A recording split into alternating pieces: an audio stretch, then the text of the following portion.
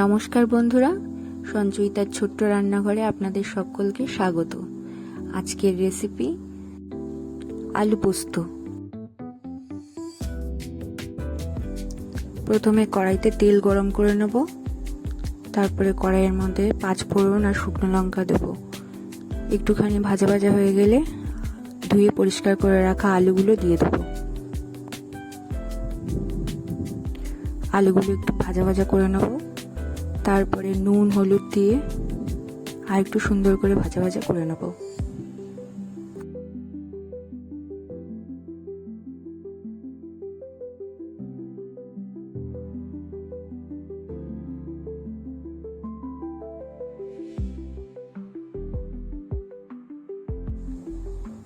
নুন হলুদ দিয়ে আরেকটু সুন্দর করে ভাজা ভাজা করে নিয়েছি। এবার পোস্ত আর লাল লাল লঙ্কাগুলো বেটে নেব সুন্দর করে।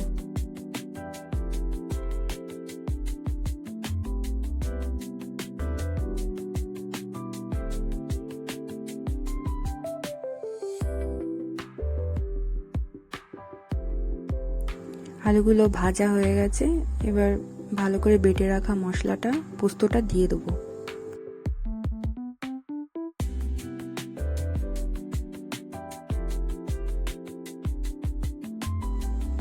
পোস্তটা দেওয়ার পরে আর একটুখানি ভাজা ভাজা করে নেব, ভালো করে নাড়াচাড়া করে।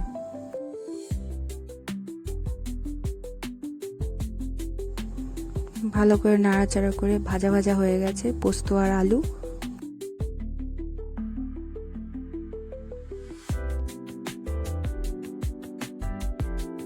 মশলা ধোয়া জলটা দিয়ে দেবো, তারপরেও আর একটু জল দেব।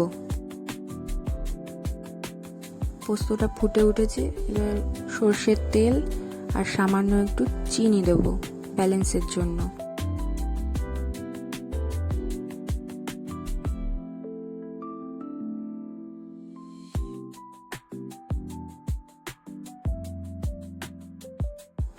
আলু পোস্তটা প্রায় হয়ে এসেছে, এবার আমি সার্ভ করে নেব।